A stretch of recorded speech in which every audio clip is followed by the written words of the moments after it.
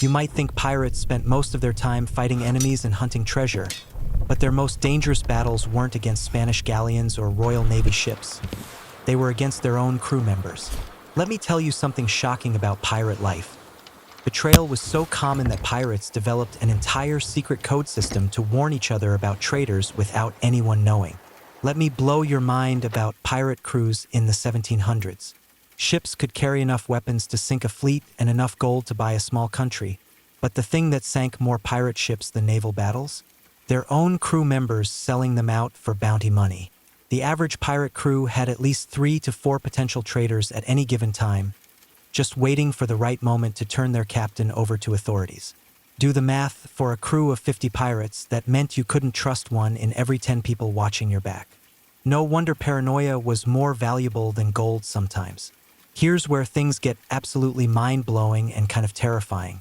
Some desperate pirates actually tried identifying traitors by watching how they ate their meals. Bad idea. Really bad idea. Pirates believed that traitors would eat differently when they were planning betrayal, either too nervous to eat properly or eating too much to calm their nerves.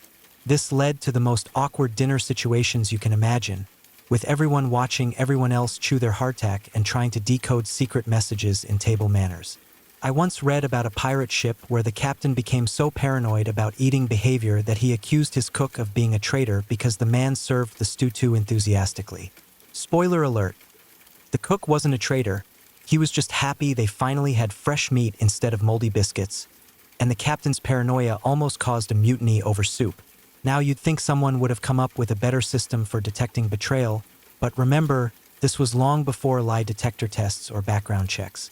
The best they could do was develop what they called loyalty signals, secret codes that only trusted pirates knew. The betrayal situation got so bad sometimes that entire crews would change their planned raids just because someone suspected a traitor had leaked their plans to authorities. Imagine being the most feared pirates in the Caribbean but having to abandon a treasure ship attack because you think someone might have sent a message to the Spanish Navy. Speaking of secret messages, there's a lesser-known story about the infamous Captain Henry Morgan. Everyone knows him as this legendary pirate who sacked Panama City, but what most don't know is that he survived multiple betrayal attempts by creating the most elaborate secret communication system ever used by pirates. When things got really dangerous, pirates had to turn to their most ingenious backup plan: coded conversations that sounded completely normal but carried hidden warnings about traitors. And trust me, when you suspected betrayal was coming, you'd never hear crew members talk more carefully about the weather and fishing. The moment suspicion arose, the entire ship would transform into a stage where everyone was acting in a play only half the crew understood. The deck became more tense than a powder keg next to an open flame. Pirates actually had a whole system worked out for betrayal detection. The lookouts, those guys who spent all day watching for enemy ships, also became watchers of their own crew members, noting who talked to whom and when. Sometimes they'd test suspected traitors by feeding them false information about raid plans. You'd see experienced pirates casually mentioning fake treasure locations or made-up attack dates, then watching to see if Spanish ships mysteriously appeared at those exact spots. The clever part was how they used everyday ship activities to pass secret warnings. Those wooden barrels that usually held water and rum became message drop points. Pirates would carve tiny symbols into barrel staves. A small X meant suspected traitor, a circle meant all clear, and a triangle meant mutiny brewing. But it wasn't all secret spy games, pun totally intended. Betrayal detection came with its own set of deadly problems. First off, the wrong accusation could split a crew in half faster than a cannonball through the mainmast. Smart pirates would watch for 3 specific betrayal signs before taking action: unexplained knowledge about naval patrols, sudden wealth without explanation, and nervous behavior during raids. They called this the traitor's triangle. Here's a detail most history books don't mention. During tense periods, you'd see pirates developing elaborate hand signal systems to communicate without suspected traitors overhearing. Some signals were so complex they looked like they were conducting invisible orchestras. One account from a captured merchant sailor describes watching a pirate crew where nobody spoke above a whisper for 3 days straight, but their hands were constantly moving in what looked like a silent dance. Turns out they were having entire conversations in hand signals because they suspected their cook was feeding information to bounty hunters. But you couldn't always rely on secret codes. Sometimes betrayal happened so fast there wasn't time for signals or warnings. That's when pirates got really creative with their instant loyalty tests. They had strict rules about sudden loyalty challenges, even stricter than rules about sharing treasure. Failing an instant loyalty test could mean death within minutes, not hours. There's this incredible story about a pirate ship called the Devil's Bargain where the captain suspected betrayal was imminent, so he announced a fake emergency attack on a nearby naval ship. Half the crew immediately found excuses to avoid the battle, and those were the traitors. Smart thinking, except the fake naval ship turned out to be real, and they had to fight anyway. The really skilled pirate captains could even predict betrayal attempts by watching crew behavior during storms. Traitors often revealed themselves during life-threatening situations because they try to save their own lives instead of the ship, planning to escape and claim their bounty money later. Makes you wonder if some of those successful pirate captains were really just expert psychologists with a talent for reading people's true intentions. But even with all these betrayal detection methods, secret codes, hand signals, loyalty tests, and behavior-watching pirates still faced constant threats from within their own crews. When suspicions reached a breaking point and accusations started flying, pirates had to become expert judges and juries. Forget courtrooms, the most important trials in pirate history happened on ship decks with the entire crew as witnesses. These betrayal trials were kept more secret than treasure locations, and for good reason. A false accusation could destroy crew morale, but letting a real traitor escape could get everyone killed or captured.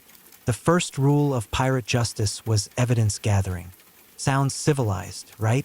But there's more to it than just pointing fingers and making accusations. Pirates figured out that certain types of evidence were more reliable than others. Physical evidence like hidden letters or unexplained gold was considered solid proof. But behavioral evidence, nervous eating, avoiding eye contact, or refusing to participate in raids, was trickier to interpret. Some pirates were naturally nervous, and others were just having bad days. Some clever pirates even learned to set elaborate traps for suspected traitors. They'd create fake treasure maps with specific details, then share different versions with different crew members. If authorities showed up at the wrong location, they'd know exactly who had betrayed them. Here's where it gets absolutely fascinating. Pirates developed their own court system with specific rules for betrayal trials. They'd appoint jury members from the crew, allow the accused to present their defense, and even had appeals processes. But my favorite betrayal detection technique has to be what I call the rum test. Pirates would get suspected traitors drunk and see what they confessed. The theory was that alcohol would make traitors reveal their true loyalties, though this plan often backfired when everyone got too drunk to remember what anyone had said. One pirate captain wrote in his journal about a rum test that went so wrong that half his crew ended up confessing to crimes they'd never committed, including one sailor who insisted he was secretly the King of Spain. The captain complained that instead of finding one traitor, he now had to figure out which confessions were real and which were just drunk rambling. Sometimes pirates got really desperate and resorted to supernatural betrayal detection methods. They'd consult fortune tellers, read tea leaves, or even throw suspected traitors' belongings overboard to see if they floated or sank. Talk about medieval justice systems. There's actually a hilarious story about a pirate crew that hired a betrayal witch to identify their traitor. She performed elaborate ceremonies involving chicken bones and crystal balls, then dramatically pointed at the ship's parrot as the betrayer. Turns out the parrot had been repeating overheard conversations to passing merchant ships, technically making it the most successful informant in Caribbean history. The really skilled betrayal investigators learned to read micro-expressions and body language. They looked for subtle signs like avoiding eye contact during planning sessions, standing too close to escape routes during battles, or showing unusual interest in naval patrol schedules. Some pirates even claimed they could sense betrayal through changes in ship atmosphere. When traitors were present, they said the crew felt more tense, jokes fell flat, and even the ocean seemed more hostile. While this sounds like superstition, anyone who's been part of a tight group knows that tension is definitely real. One of the cleverest anti-betrayal techniques I've heard about was creating fake loyalty rewards. Pirates would announce special bonuses for crew members who showed exceptional loyalty, then watch to see who seemed nervous about accepting rewards they hadn't earned. But identifying betrayers was only half the battle. Once pirates confirmed they had a traitor among them, they needed to decide what to do about it without destroying crew unity. And those decisions could determine whether the ship survived or fell apart. The biggest challenge wasn't actually catching traitors. It was dealing with them once you'd found them. Executing crew members could terrify other potential traitors into submission, but it could also make the remaining crew so paranoid that they'd start suspecting each other of everything. Pirates developed elaborate punishment systems specifically for betrayal. These weren't your typical walk-the-plank scenarios from movies. Real pirate justice was much more psychological and designed to send messages to other potential traitors. Some crews used public shaming techniques, forcing traitors to wear special markers or perform humiliating tasks. Others used isolation methods, cutting traitors off from crew social activities but keeping them alive as examples. The most creative punishment I've read about involved making traitors serve as human compass holders. They had to stand in one spot holding the ship's compass for entire voyages, unable to participate in raids or shore leave. It was like being a living navigation tool, which was both practical and deeply humiliating. There's this fascinating account from a French naval officer who captured a pirate ship and found a former traitor who had been serving as the crew's permanent compass holder for 6 months. The man was so grateful to be rescued that he immediately offered to reveal every pirate hideout in the Caribbean. Smart pirates realized that sometimes the threat of betrayal was worse than actual betrayal. They'd spread rumors about harsh punishments for traitors, even if they'd never actually carried them out. Fear of consequences often prevented betrayal better than actual consequences. The most successful anti-betrayal captains kept detailed records of every crew member's behavior, family connections, and financial situation. These betrayal prevention files were treated like military intelligence because in many ways that's exactly what they were. Some captains even developed reward systems for reporting suspicious behavior, though this often backfired when crew members started making false accusations to earn extra rum rations or shore leave privileges. The most interesting thing about pirate betrayal wasn't the betrayal itself, it was how it changed pirate culture entirely.